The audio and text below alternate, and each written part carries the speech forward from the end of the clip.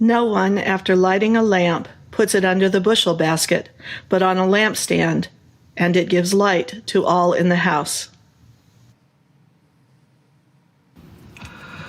Hi, my name is Nathan Ryan. I'm your associate minister. Welcome to this year's Pride service. We've been doing Pride services in this church since 1983.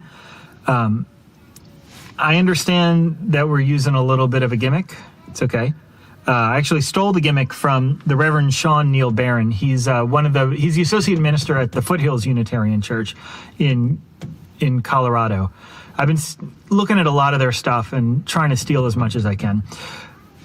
He didn't have this whole idea, but he had a little bit. So we are going to have reflections for you from members and friends of the Unitarian Church of Baton Rouge, specifically members who are somehow members of the LGBTQ community. I called them up and I had this idea, and I really just said, I want you to answer 3 questions. This is the first one. From your closet, tell me about a time you hid who you were. Now, I understand that it is treacherous for me as a cis straight man to get too generous about metaphors about coming out of the closet, so I'm not going to. And I also know that not everyone is ready or thinks they should come out of the closet, and that is not my judgment to make. There are times where it's appropriate to keep some of who you are hidden because it's no one else's business, or it's private, or you're not ready. And then there are times where it can be liberating for you to tell other people. Either way, this is our Pride service. The people you're going to hear from, Cappy Landrino, she is a long-term member of this church. Kai Cavell, they grew up in this church. Aaron Rogerson is a fairly new member. And your own interim minister, Joel Miller. Glad you're with us. Let's worship. Happy Pride. I'm Joel Miller, and I invite you all to sing now with us, Voice Still and Small, our first hymn.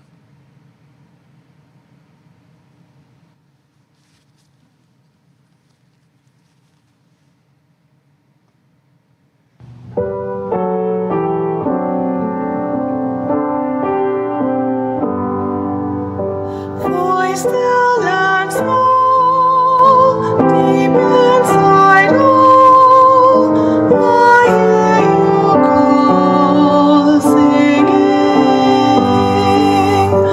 In dark and rain, sorrow and pain, still you remain, singing. Calming my fears, quenching my tears, through all the years, singing. Voice still and small, deep inside all, I hear you call, singing.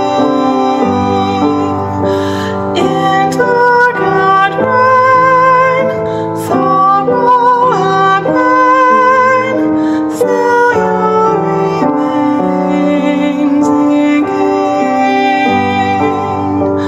Calming my fears, quenching my tears, through all the years, singing.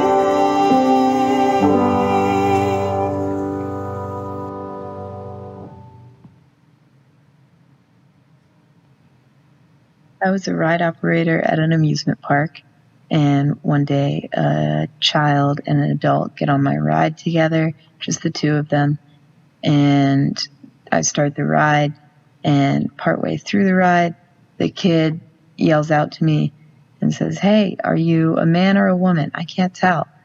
And the adult who's with the child just immediately looks angry and horror-struck and tells the kid to be quiet, and the kid doesn't understand what's going on, of course, and tries to ask a few more times, and eventually the adult just keeps telling the kid to be quiet and is getting angrier. And so the kid eventually is quiet because they can tell that the adult that they're with is angry and that they're about to get in trouble, and they start to feel embarrassed. And after the ride is over, the adult makes the child go over to me and apologize, and the kid says sorry really quickly and runs back to their adult.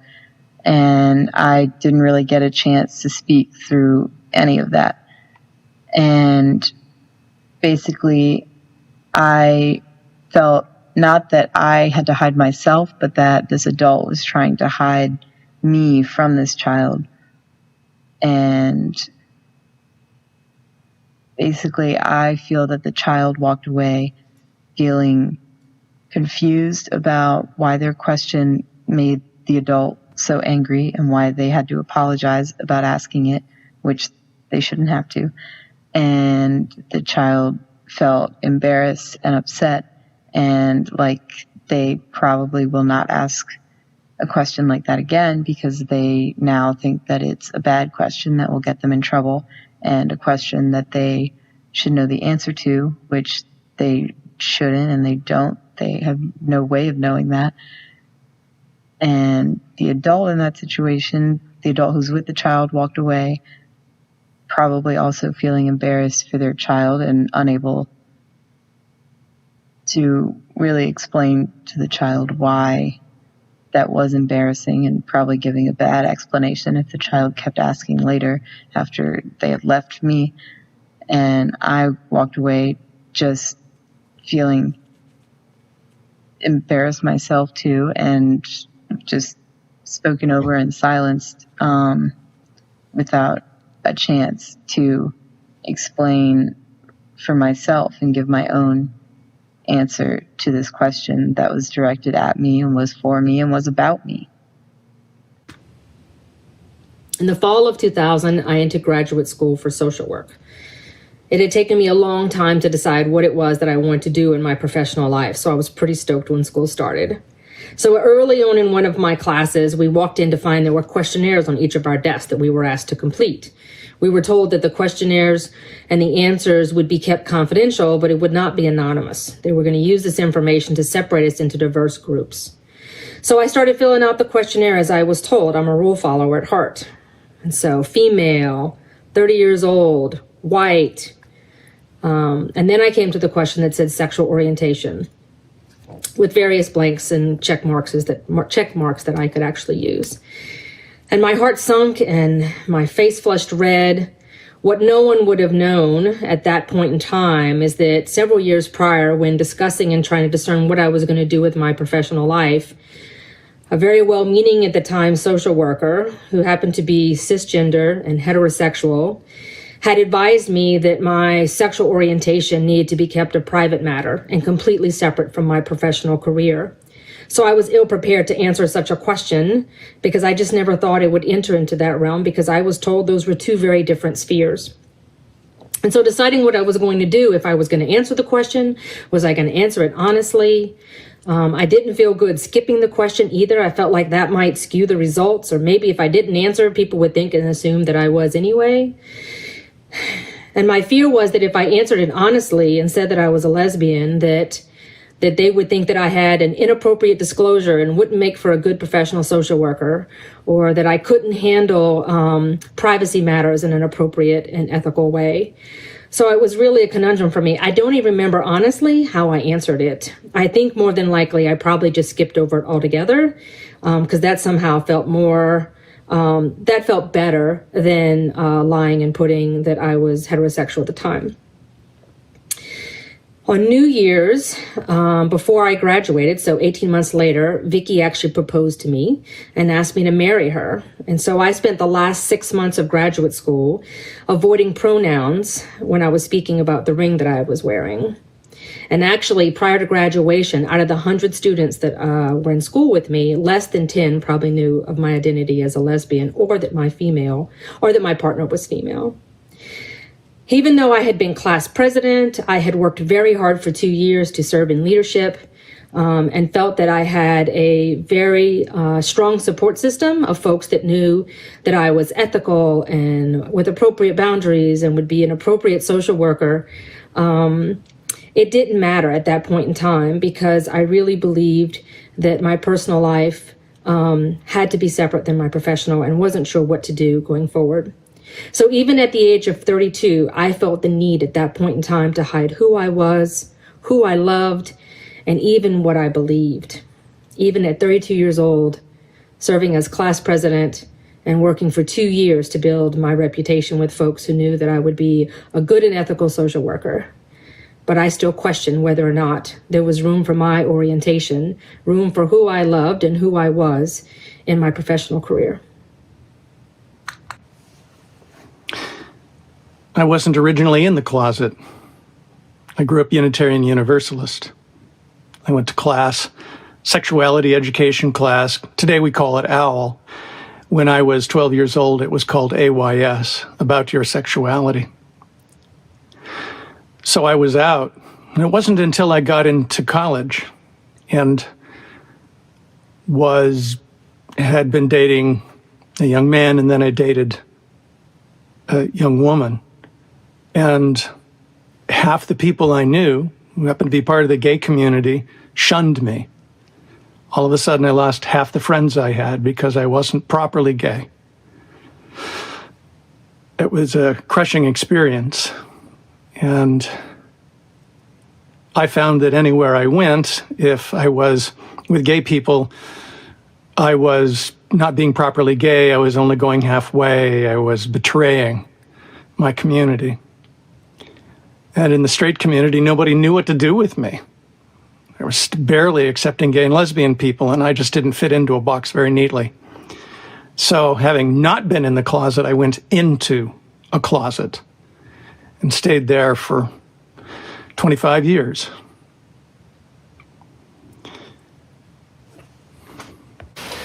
Thinking about a time when I hid who I was makes me think about when I took a job to move back here to Baton Rouge. Whenever I'm starting a new job and interacting with new people, I always have reservations about exposing who I am, including my sexuality. My logical brain tells me it's a desire to keep my professional and my personal life separated. But emotionally, I know it's a mixed fear of hostility, of not understanding, and really not wanting to feel the need to explain myself. My pessimism convinces me that I should expect the worst from people. That fear, whether it's real or imagined, drives decisions to be cautious and reluctant to connect to people, to share stories, to find friendship, to feel like I can be who I am. That transition is hard and scary.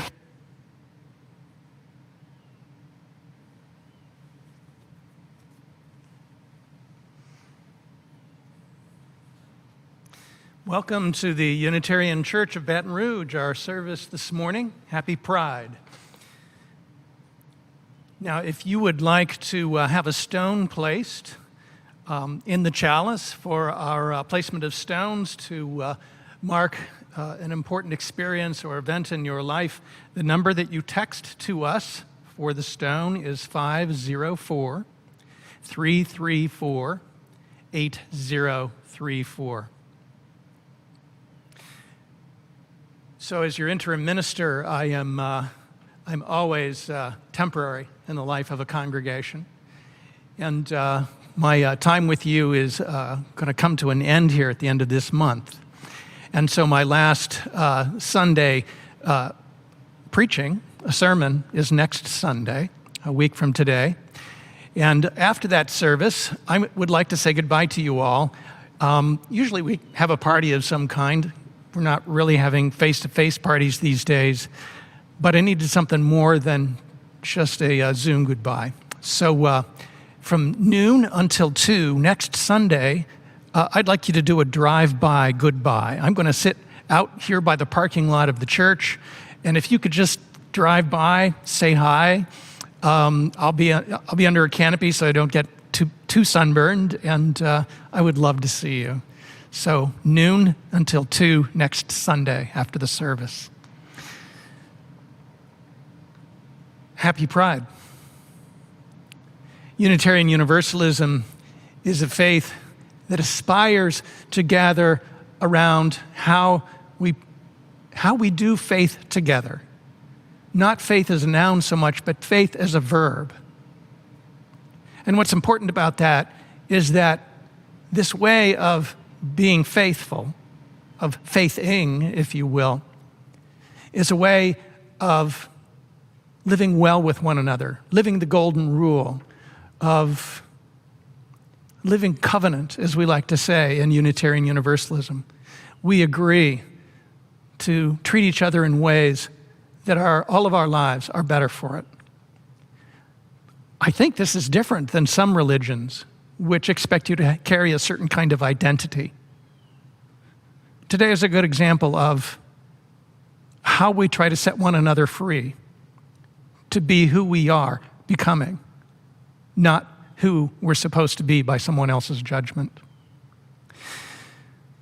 This is an important thing for us to understand, both as we place stones and we light the chalice after we've placed the stones. For the placement of stones this morning, there are some things I want to mention in particular. Sylvia Martinez, her cousin and godmother, Leslie Faye Johnson, died this week. Gwendolyn Pine's husband goes into long-term care this week. And our love and thoughts are with you also, Gwendolyn. Jennifer Phelps' husband was in the hospital and is now in rehab. And our thoughts are with both of you. And happy birthday, Donnie Yelverton, president of our congregation.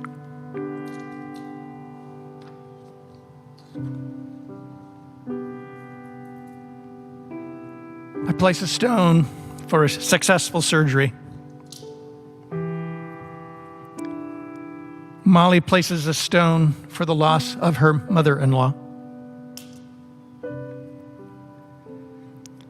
Christy and Ray Boudreau place a stone for Bob Leeper.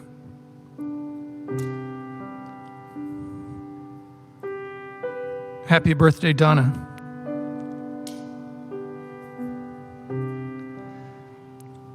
For Ken, who passed away yesterday.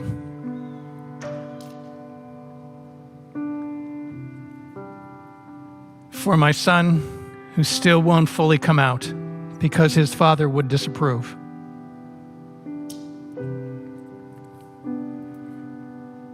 For Donna, happy birthday.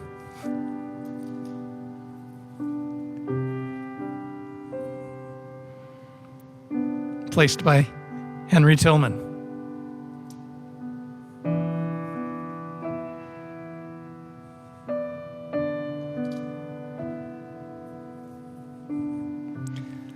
A stone for all of us here, even at a distance, to be known by one another, to be seen by one another for who we are, with appreciation and gratitude for who we are. We make a difference in this world. We save lives. We bless life for all of you.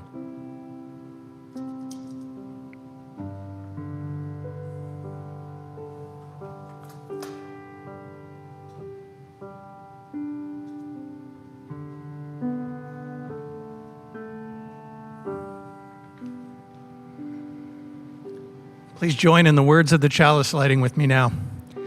With hope to make this a better world, we light this flame. Its light is a symbol of the power of love.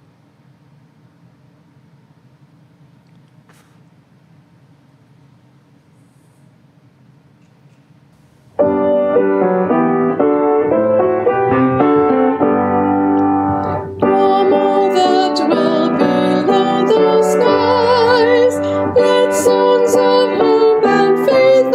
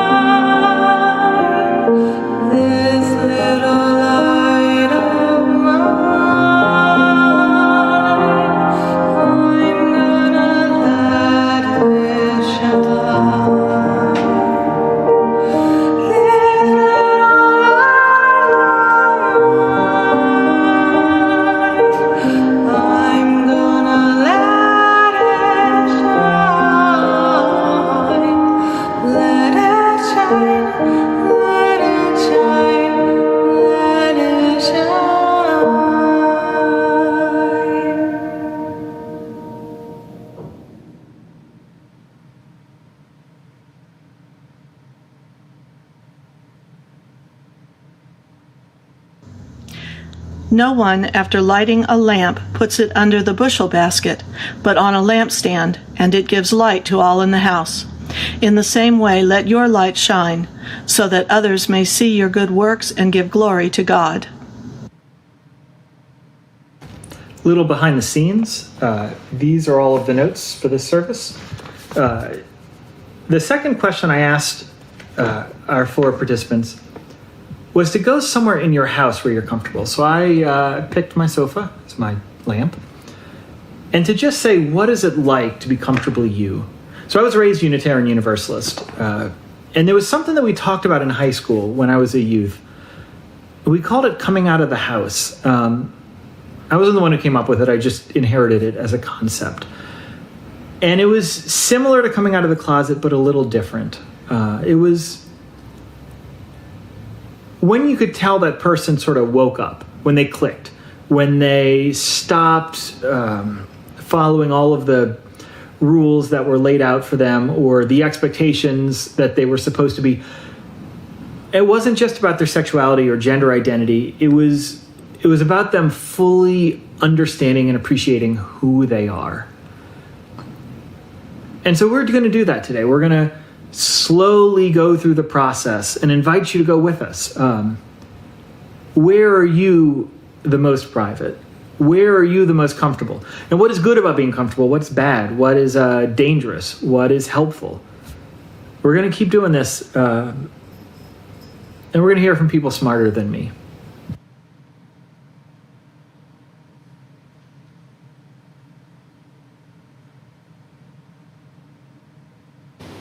What is it like being comfortably me? It's fun. It's liberating. It's easy. Allowing others into that space of no reservations can be a reminder of just how much you mean to people. It's knowing that people love you for who you are, even when it's hard to love yourself sometimes. As I said in my previous recording, I wasn't in the closet when I was a kid. I was just a Unitarian Universalist kid. I took sexuality education at church, just like our kids still do. I learned that there were people who were gay, people who were straight, and there were people who were in between. Oh, I realized right then and there, that was me. I knew I was okay. I got a lot of that support and love at church.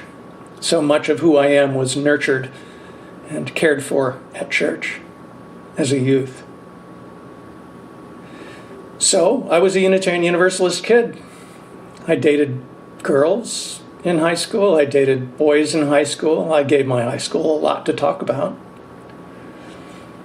Got into college, was still openly who I was, who I am. But then at the end of college, after having dated a man, I dated a woman. And in the circle of friends I had, many of whom were gay or lesbian, those who were gay or lesbian shunned me. I was no longer part of a community that meant a great deal to me. So as I said, I was in the closet 25 years.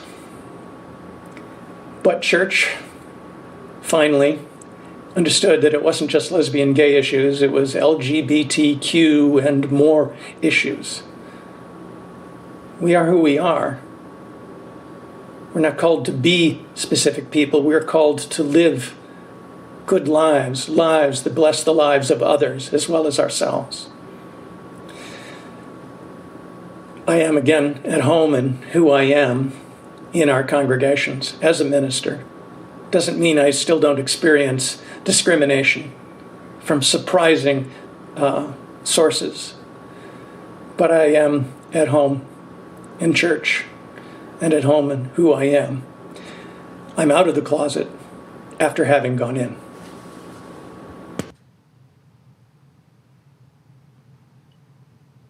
I think being comfortably me now feels the same as it felt when I was 10 years old, and it'll feel the same when I'm 30, 40, 50 years old. Feeling comfortably me now just means that I'm comfortable and relaxed in the way that I'm existing at any given moment.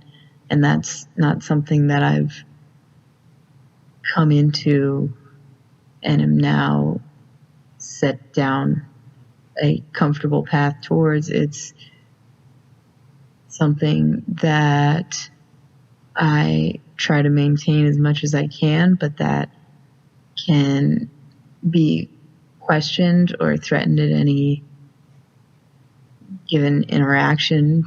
But being comfortable with who I am now just means that I am not exerting energy trying to be me. I'm not actively having to think about the things that I do or the way that I present in order to justify that I exist as I say I do and am who I say I am and what I am.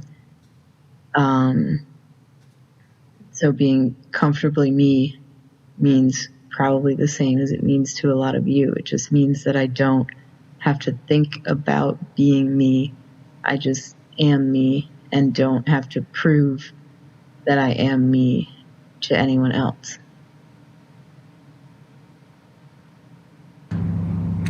So I'd like to pick up where we left off, in the closet like I was earlier. So fast forward a year and a half later. After the death of Vicky's brother, we found ourselves wanting to be part of a faith community. We had seen how he had interacted with his minister and his family was well known by the people from his church, and we longed for that. So we decided that we would seek out a faith community. So we went ahead and took our roots class. And after the final class, I found myself in a very eerily familiar situation. I was faced with yet another questionnaire. This time it was a membership card about whether or not we wanted to join the church. So we did a little bit of discernment, decided that we really did want to be part of this faith community and that we wanted to join the church.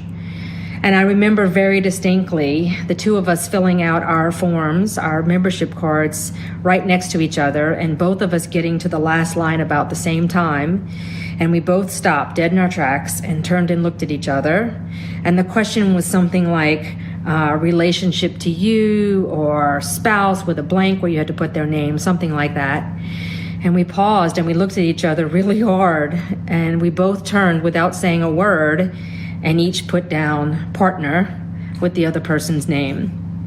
It was a very public declaration for us, and certainly the first time we'd ever done such a thing.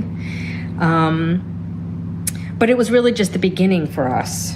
As we became active members of the church, we realized that we were experiencing our coupledom in a completely different way. You, the members and vendors of this church, welcomed us as you would welcome any other couple. We were no longer roommates, which is what we had been to our coworkers and sometimes our families before. We had always just been roommates, etc. So we had no idea that there was some other way to feel or experience ourselves as a couple.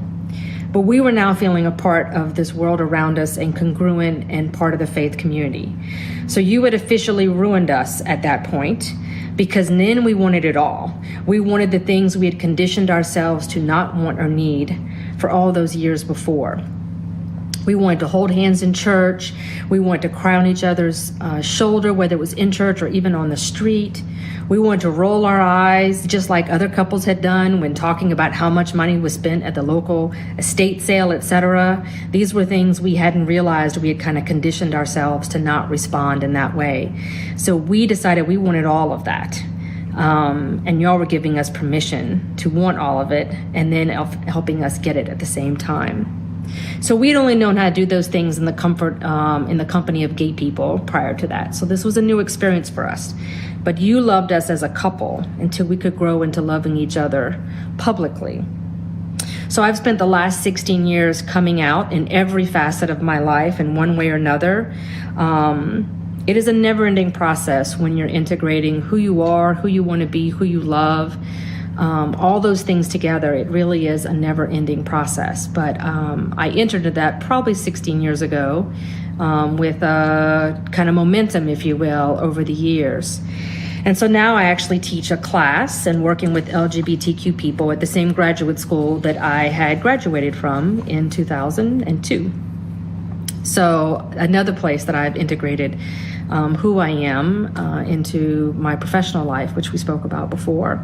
So thank you, Steve Crump, for asking us when we were going to, not if, but when we were going to have our commitment ceremony, which is what we called it back then. And thank you, UCBR congregation, for loving us into a married couple with all the perks, beauty, and frustrations that we longed for and didn't know that we didn't have. I can't say that I'm always comfortable. I guess the best way to say it is, if who I love and what I do makes someone else uncomfortable, then I'm really okay with your discomfort, because I no longer wish to carry the burden of discomfort for being who I am naturally, organically, and integrated in every facet of my life.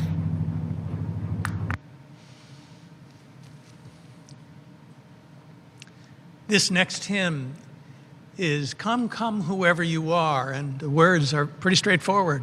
Come, come, whoever you are, wanderer, worshiper, lover of leaving, ours is no caravan of despair. Come, yet again, come. Sing with us all together now.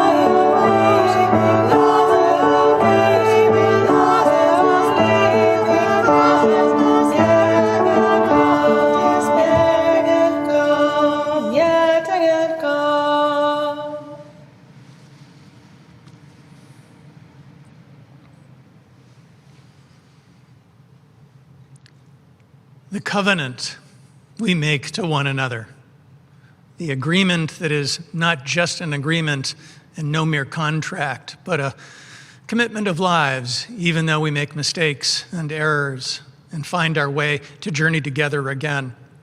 Our commitment isn't to an identity.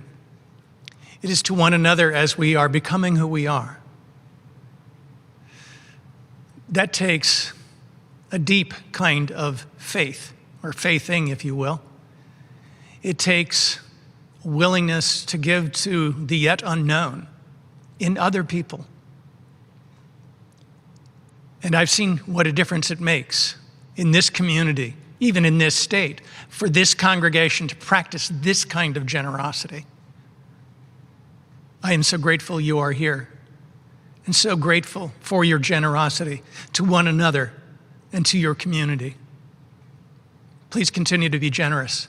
You make a huge difference in this world.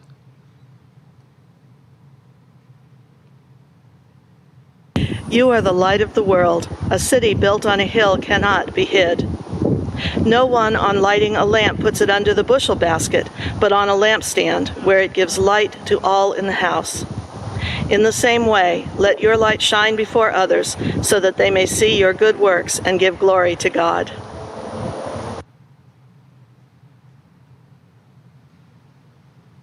I wrote my senior thesis for college on the language around trans identity and gender identity. And for that, I read a bunch of interviews from New York Library's Trans Oral History Project, and one quote from one of the interviews by Julian Talamantes Berlowski that stood out to me in this section. It's talking about changing names. And the first time that Julian did that, it was asked if it was transitioning, and I'll read out part of it, and it just says, I felt like the question was presumptuous, but the more I thought about it, I was like, oh yeah, I guess I am. I'm like linguistically transitioning, or like I'm taking control of language, you know? Naming is power, and I'm taking that power for myself. And that was sort of okay for a while. And then, I don't know, someone I knew was like, oh, I see that you have a new identity now or something. And for some reason, that really bothered me. I was like, you know what? No, I'm the same person. I just realigned language to fit with my identity. I'm more who I am. I don't have a different identity now.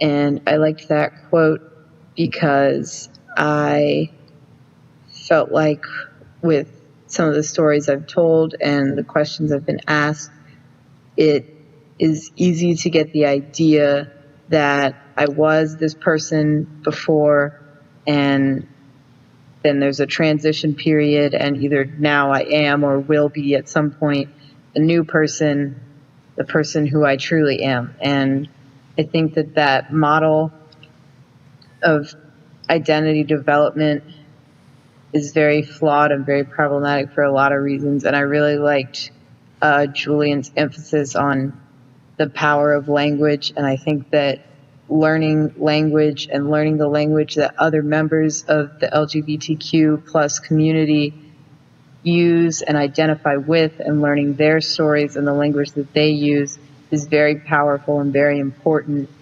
to my own sense of identity and where I feel comfortable and where I feel confident. And so I liked that emphasis on language rather than just sort of a step or phase model process that has to be completed in order to be confident and validated and visible in the world.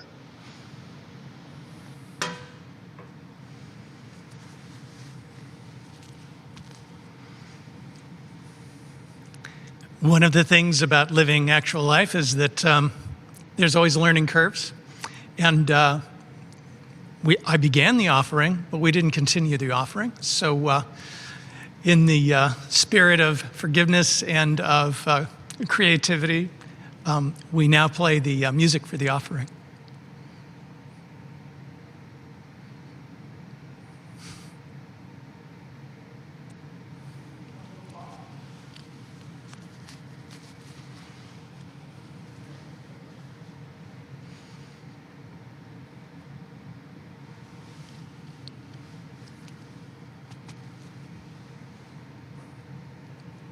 We're still here. It'll get on.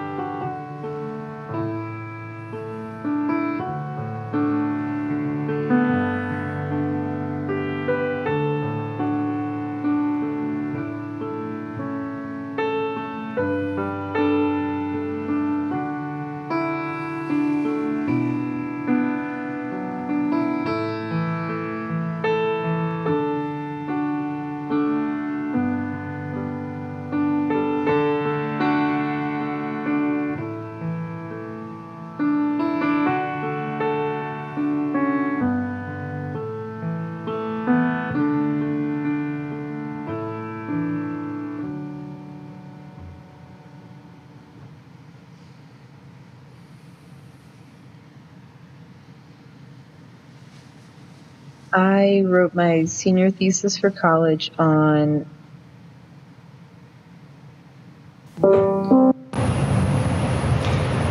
I carry the love of my childhood church with me everywhere I go. It gave me the things I most love about myself, nurtured them, sent me off into the world with love, and then later sent me off into ministry with their love. The words that remind me of how close they still are, the words I learned about my church when I was a child. These are the words. Love is the doctrine of this church, the quest for truth, a sacrament, and service is its prayer. To dwell together in peace, to seek knowledge and freedom, to serve all people in fellowship, to the end that all souls may grow into harmony with the divine. This do we covenant with one another. May you be a people of the same kind of love that I have known in my life. Indeed, I know that you are. May you always be. Third part of the service, I asked our folks to think of a piece of scripture or a writing or something that helped them be truly who they are, and to have them record that literally outside. And so I wanted you to see, this is where I've been for the last 3 months. There's my house. I go out here because we don't have enough room inside to have 2 kids and everything else. So I go out here and I've called almost every church member. I've gone through the alphabet. I haven't gotten all of you, but I've at least dialed all of your numbers. And this is what I wanted to show you. This is my Satsuma tree. This little bug. This Satsuma right here did not exist when the virus started. So I've been out here every day. I've seen my yard. I saw that tree go from having no flowers to flowers. Every day I would stop, I would call some people while I was talking to you, asking how you were doing. I would come over to this tree and I would look. Flowers fell off, the fruit came on. I'm going to show you again. This is how long it's been going. And while this isn't about liberation, this is how I'm going to try and stretch this. I know it's treacherous to combine the pandemic and coming out and pride. That's not what I'm trying to do. What I'm trying to do is to say, this is a hard time for a lot of people, some more than others, but this is a really hard time. And this tree doesn't care. It doesn't. It produces fruit. If you're around when the fruit's there, you get to enjoy it, and then it's gone. And for most of the year, you do not get to enjoy the fruit. I think it's the same way with justice. For months, there's nothing. Nothing. Then for about a week, you get a flower, a glimmer of what's going to come, and then it's gone. And then you see something growing that you know is going to be great later, and it keeps growing and growing and growing. The tree doesn't care what we do. We can give it things to help it grow, to help make the world more just, to help bring about the world that we all deserve. But it's going to do it with or without us. So go be who you are. Go enjoy this life. Let your light shine. Amen. Anais Nin wrote the following: "And the day came when the risk to remain tight in a bud was more painful than the risk it took to blossom." This quote echoes in my heart every day. Every day that I'm willing to bring my true and authentic self to the table. Every day that I'm willing to take up my space in this world, the space that you beautiful people have assured me is mine to take. Risk is hard, it's scary. But now that I've felt the warmth of love and acceptance on my face and that my petals are completely unfurled, I'll never shrink again. I'll never hide again. Black lives matter. Black trans lives matter. Happy Pride, everyone.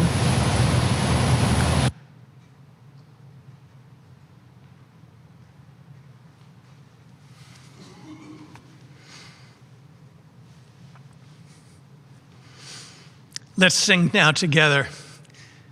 This hymn, closing hymn, is entitled "This Little Light." May we all bring the light of our lives together so that the world is brilliant and beautiful for all.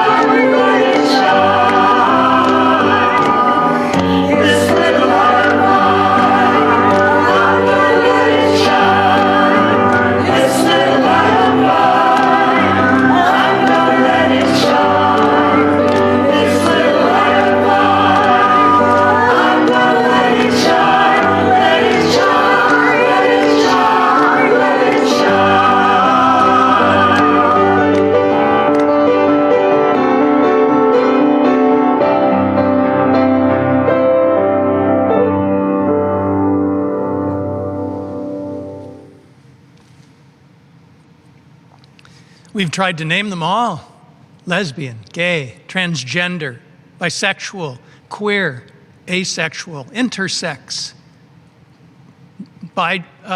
non-binary. I couldn't get all of the terms because there's not a term for every single one of us but our own names. Categories help because they help us understand who we are, or perhaps even who we are not. But these stories that we share because we know we have a community that loves us, that's pulling for us, that wants our light to shine with everyone else's. Keep doing your great work, Unitarian Church of Baton Rouge. Keep doing your wonderful ministry. There are people that continue to need this ministry. People who are people of color, who are part of this rainbow of being, need us. People who are disadvantaged economically need us. There are people who need us who we don't even know about yet. What you're doing makes a huge difference. Keep on saving lives. Keep on being the people of the great colors you have always been. Go now in peace. Be in peace. Amen.